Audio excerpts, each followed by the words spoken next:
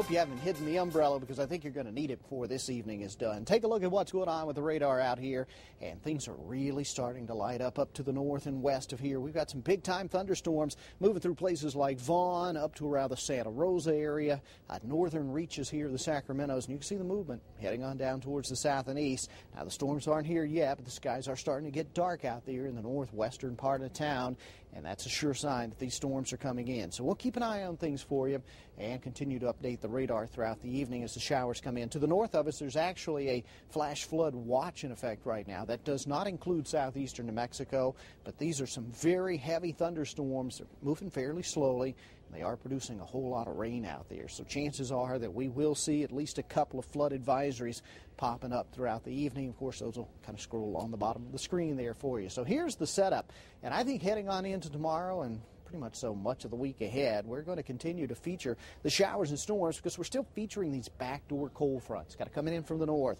What they do is they open the door, let a little moisture in to go along with that moisture. The day heats up, and you add in a couple little disturbances in the upper atmosphere, and that, of course, generates all the thunderstorms. And what we're seeing here is a general north to south, or maybe northwest to southeast movement of some of the showers and storms. So they get started early in the day to the north of us, and then they come rolling right on in. So that's why my forecast tonight calls for the scattered showers and thunderstorms.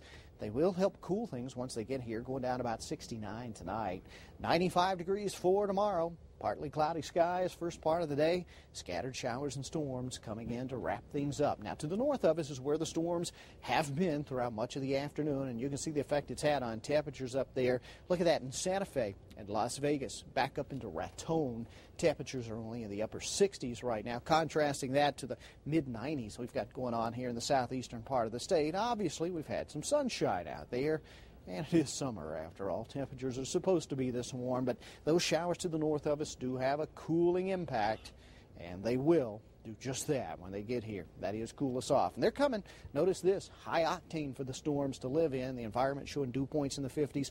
Plenty of moisture there. And if you look at this satellite photograph closely, you'll see kind of coming out of Colorado here into northern parts of New Mexico how things really are starting to blossom. This is more than just the heat of the day. There's actually a little disturbance kind of working along this path in the upper atmosphere. This is going to cause all these storms to kind of congeal together into one massive collection of storms. Meteorologically, we call this a mesoscale convective complex, or an MCC out there.